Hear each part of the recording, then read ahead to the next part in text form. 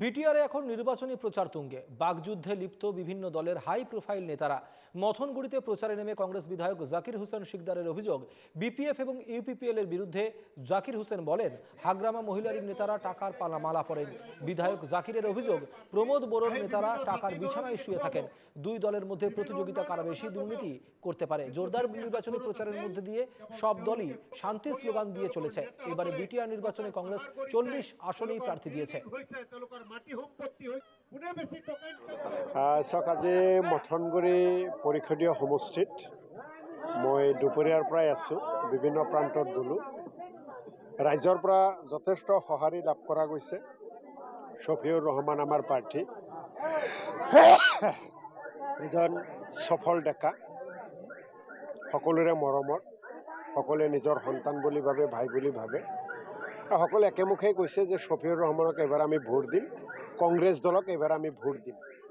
কাৰণ এই পৰিষদীয় সমষ্টিৰ ৰাইজে হাগ্ৰামাৰ শাসনো দেখিছে, প্ৰমোদ বড়োৰো শাসন দেখিছে, বিপিএফ আৰু ইউপিপিএলৰ শাসন দেখিছে। আৰু বিজেপিৰ পাৰিষদজন যোৱা 5টা বছৰে এই মথনগুৰি সমষ্টিত কিমান উন্নয়ন কৰিছে, কিমান মানুহৰ সুখ দুখৰ সমভাগী হৈছে, সেয়াও ৰাইজে দেখিছে। গতিকে বিটিচিত এইবাৰ এটা কথাই, মথনগুৰিত এটা কথাই, হাগ্ৰামাই ক্ষমতা পালে তেওঁ আৰু তেওঁৰ নেতা নেত্ৰীসকলে বিল্ডিং সাজিলে, ঘৰ মাটি কৰিলে, বেংকত টকাৰ পাহাৰ গঢ়িলে। প্ৰমোদ বড়োৱে ক্ষমতা পালে, প্ৰমোদ বড়োৰ টকাৰ আৰু তেওঁৰ নেতা নেত্ৰীসকলে টকা ঘটিলে, ঘৰ সম্পত্তি বনালে, গাড়ী কিনিলে। কিন্তু সাধাৰণ ৰাইজে একো নকৰিলে। সাধাৰণ ৰাইজৰ সমস্যা হৈ থাকিল। সাধাৰণ ৰাইজে দুখীয়া হৈ গৈয়ে আছে।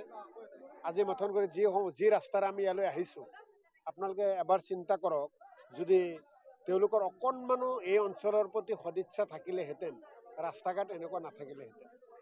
গতিকে মথনগুৰিত এইবাৰ কংগ্ৰেছ দলৰ প্ৰাৰ্থী জয়যুক্ত হ'ব।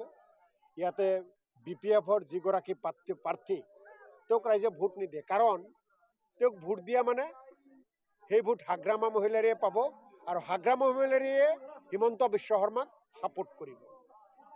প্ৰমোদ বড়োক ইউপিপিএলৰ প্ৰাৰ্থীগৰাকীক ভোট দিয়া মানে প্ৰমোদ বড়োৱে পাব, প্ৰমোদ বড়োৱে হিমন্ত বিশ্ব শৰ্মাক ছাপোৰ্ট কৰিব। আৰু বিজেপিৰ প্ৰাৰ্থীগৰাকীয়ে যোৱা 5টা বছৰত একো নকৰিলেই, তেওঁকতো ভোট নিদিয়েই। গতিকে এই মথনগুৰিৰ ৰাইজে হিমন্ত বিশ্ব শৰ্মাক মুখ্যমন্ত্ৰীৰ আসনৰ পৰা বিদায় দিব বিচাৰে, আৰু বিজেপিক বিদায় দিব বিচাৰে চৰকাৰৰ পৰা।